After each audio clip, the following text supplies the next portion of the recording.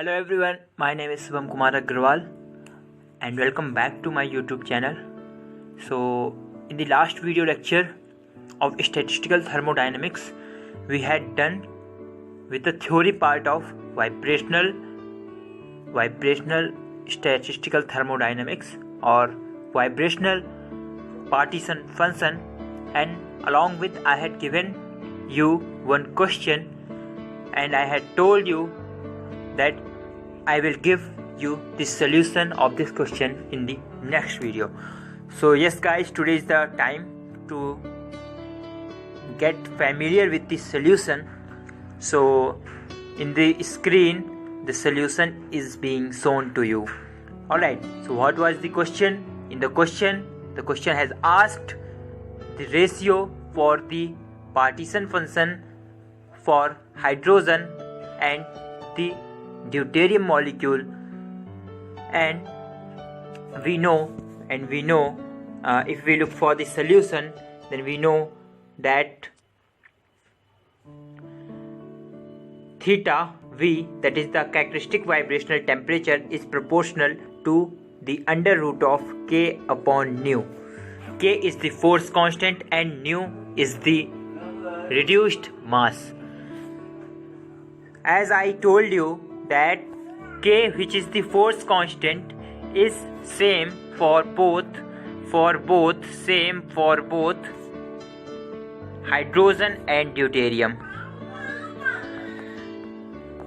Alright, so when we will take the ratio, then this K and rest of the constant values, when we will take the ratio, then this K and the rest of the constant values get cancelled out and we will left with this value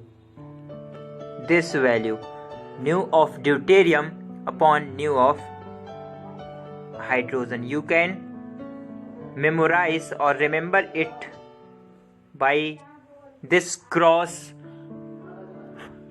mnemonic, like nu for hydrogen will be in the down or say denominator and nu for hydrogen will be in numerator when we will take the ratio as H2 upon D2. Alright, now we have to just put the values of the reduced mass for the deuterium and reduced mass for the hydrogen. For D2 the value is 4 and for H2 the value becomes 2 and we will get our answer, that is root 2. Alright, so I had already told you the answer was C. So here is the solution. Alright, now moving ahead, we have another question. The question is being shown to you. The characteristic vibrational temperature of H2 will be. It has asked the theta V for the hydrogen molecule, and what is given to us, the energy value for the hydrogen molecule, that is 4401 centimeter inverse. Alright, and here you can see the correct option is option number 1. Now moving to the solution part, we know that the theta V is equals to Kv upon H nu upon Kv. Alright, so if you will go with this, how here being solved, if you with the solution how here I had solved, then it would be a little bit long. It would be little bit long. You have to do a lot of calculations and it will consume more time. Alright, so I have some trick, or say not trick but slightly smart work. As you can see from here, this OR part you can see here. Put Kb dash equals to 0.69 centimeter inverse per Kelvin. Alright, so what actually here I am going to do, like theta v, we know that theta v equals to h nu upon kb. alright, but this kb is in joule. So but when this kb upon hc when we will take, then it becomes kb dash kb upon h nu, and this wave number will be in centimeter inverse. So this is what given to us, wave number is given to us, and we have to put kb upon hc, h kb dash, and we know the value of the kb dash is 0.69 per Kelvin per centimeter inverse. So we had just substitute that value. Here you can see that I had just substitute the value of the kb dash as 0.69 per centimeter and per Kelvin, and in the numerator you can see I had written the energy values in centimeter inverse for H2 molecule, and we got the final answer as the theta v, which is 6332. Alright, now here I had given some data from the experimental data, and from here we can conclude experimentally that theta v is inversely proportional to the reduced mass, root of reduced mass. How? Because when we are going, look here at the molecule section, hydrogen, HCl, N2, Cl2, and in the right hand side the theta v values, which is going to decrease as we are moving from top to down.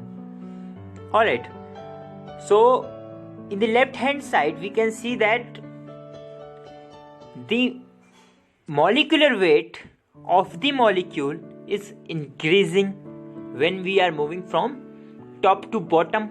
The molecular weight is increasing, but at the same time when we will look at the theta v values, it continuously going on decreasing. So we can here conclude like theta v is inversely proportional to root v. Alright, or we can say when nu of molecule increases, theta v decreases. Alright, and one more thing, as I had already told you, like the theta v is the temperature that you need to give to the system so that you can excite the particle from the ground state to the excited state, because theta v is that particular temperature which excites the molecule between the h nu energy levels. Because when we had defined the characteristic vibrational temperature, that means theta v, then there I had told you that the kinetic energy which equals to the energy gap, the kinetic energy which was the kbt, and which would be equal to the energy gap. That energy gap was h nu. So that temperature, this theta v I had kept as theta v. This temperature I had kept theta v. So this was the temperature to excite or say to cover this h nu energy level. Alright, this is the energy difference. So try to understand this energy difference. You can get this amount of energy you can get when you provide theta v temperature, and when you will get this amount of energy, then the particles from the ground states excited to the higher energy level will get excited to higher energy level. So that particular temperature we call it characteristic vibrational temperature. Alright, okay, so it is the physical interpretation what you can understand. And here I had also written, so these are the temperature. In the red pen I had written, these are the temperature for or above which molecule will start behaving classical from quantum. Because in the classical the classical phenomena will become prevalent because the particles start vibrating, because Why? Because we are giving the energy to the system to get excited to the higher energy levels, and that only means that we have the vibrations in the molecule. Alright? Okay.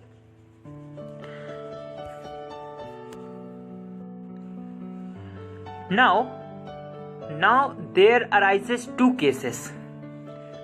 There arises two cases when the temperature, external temperature which we are giving, when that particular temperature is greater than that characteristic vibrational temperature, and the another condition is that the temperature, or say the external temperature which we are giving, is less than the characteristic vibrational temperature. So there are the two conditions that are arrived. So first, dealing with the low temperature limit, that means when the temperature given to us is less than the theta V, that means if this is the ground state energy level and this is the energy difference, that is h nu, so if the theta V is less than, temperature is less than theta V, then theta V is actually, this energy difference. To get this energy difference, we need theta V. To get h nu energy difference, to cover h nu energy difference, we need theta V temperature. Alright, so if temperature is less than theta V, then we cannot cover this energy difference. Then we cannot cover h nu energy difference. If the temperature is less than the theta V, then that means all the particles would be found in the ground state. Then that means all particles would be in ground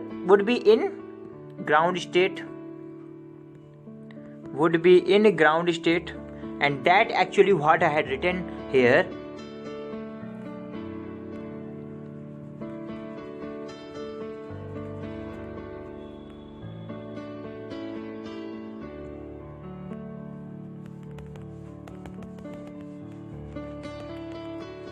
What I actually here written, all molecules are found in the ground state, and we know that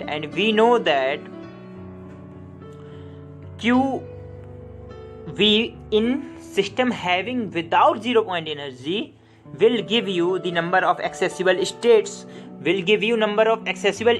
and we know that in vibrational case, the degeneracy is 1. And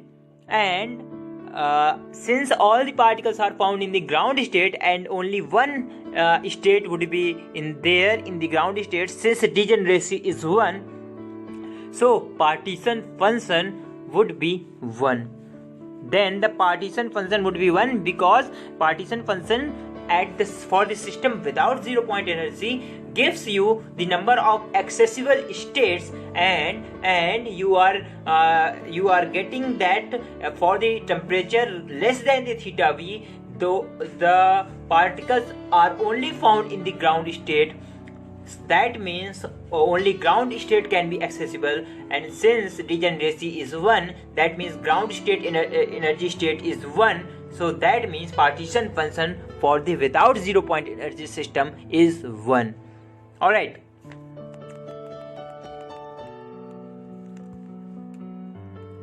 Now moving to the second, that the temperature is greater than the theta V. What will happen? Alright. So what I am going to show you, or so that completely based on to try to understand you, try to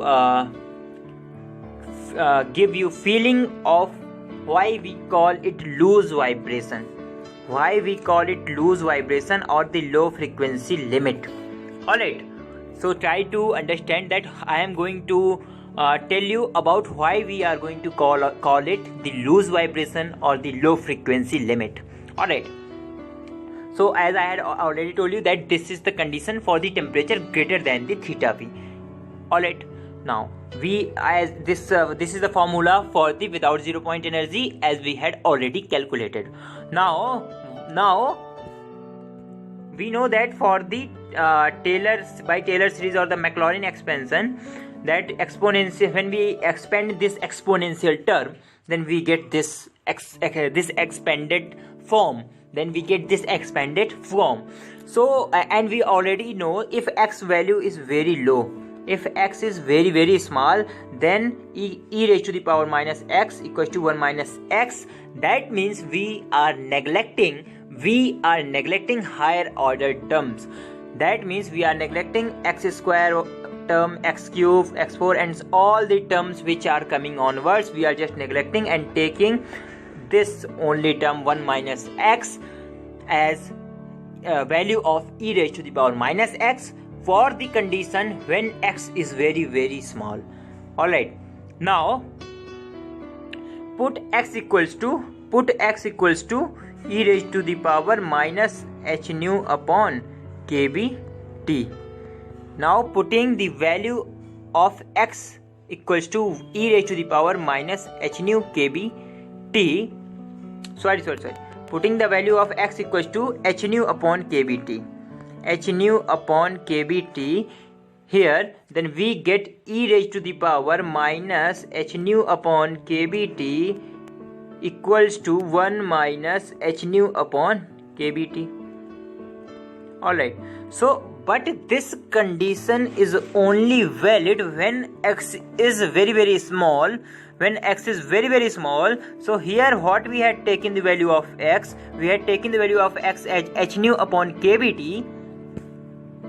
We had taken the value of x as h nu upon kbt. So since the previous condition which I had written should be valid only when the x is small. So x could be small only when this nu, that means frequency, would be low and this temperature would be high. Means temperature would be high and frequency would be small. Since h and kb are the constant, so we cannot vary it, but the two things, that is the frequency and temperature, should adjust in such a way that x or this whole value becomes very low. Then only we can write e raised to the power minus h nu upon kbt as 1 minus h nu upon kbt. Is this thing clear to you or not? I assuming that this thing is clear to you. Alright, now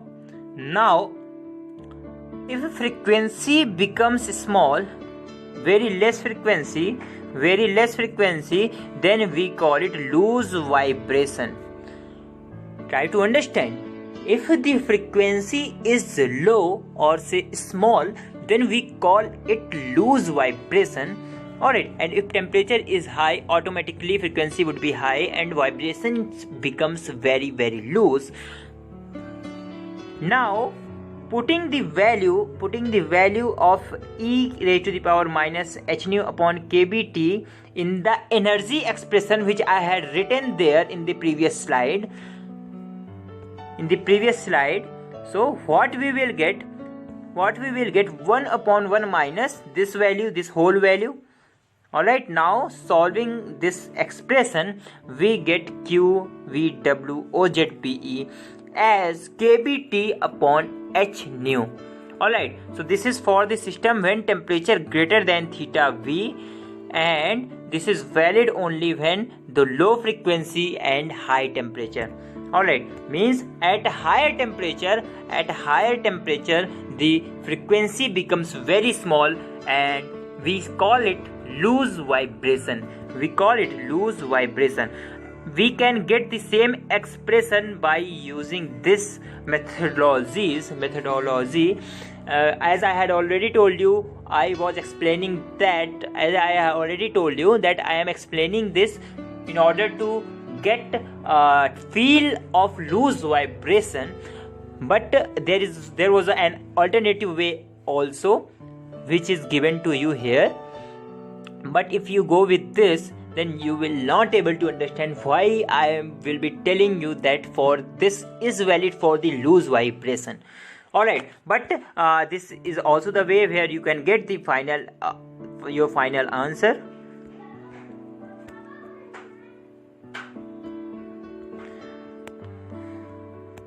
Okay, so when the temperature is very greater than the theta v, then summation becomes integration. This is the thing that I had told you many times, because all the energy levels can be accessed and we can take all the particles in a continuous fashion.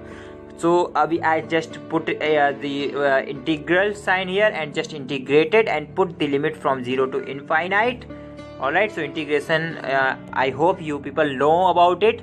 So this is the integration when we usually do it, and we here also we had reached with this expression as qv equals to kBT upon h nu. Alright, so this is the important expression, you have to just mug it up. Alright, now you people can think like I had told you all the expressions, I had derived all the expressions for the system Q without 0 point energy, for the system having partition function without 0 point energy, but I didn't explain or talk about the system having 0 point energy. This is because we have this formula like QWZPE equals to e raised to the power minus beta h nu upon 2 Q without 0 point energy. So you can use this expression, and by putting all the values of Q without 0 point of energy, you can get easily Q with 0 point of energy. Hope this thing is clear to you. Okay, so now here I had also sorted down all the things so that you need not to worry about. Alright, so here the system having without 0 point energy, I had given the QV, that is the partition function for the without 0 point energy, we know this, and by using above formula, this term will come in the multiple, and you get the QV for the with 0 point energy. You will easily find out Q with 0 point energy. In the similar fashion, you have to just put the h nu upon kV as theta v, that is the characteristic vibrational temperature, and you get the QV in form of theta v. You will get, and you can get these both for the with 0 point of energy and for the also without 0 point of energy. Alright,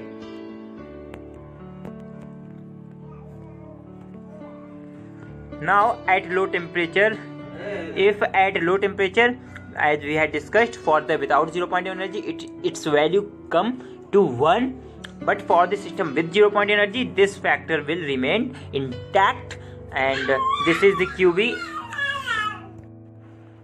So this is the system for QV at low temperature, but QV at the same time at higher temperature. And higher temperature, I had told you, it is the loose vibration, so it came about this value, and you can also write in the theta v value by putting h nu upon kV as theta v, and here this only extra factor will come in the system with 0 point energy. Alright, so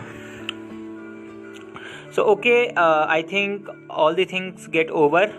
Now in the next video I will cover all the questions. Alright, and I will cover all the questions, and then we will end up with the vibrational partition function.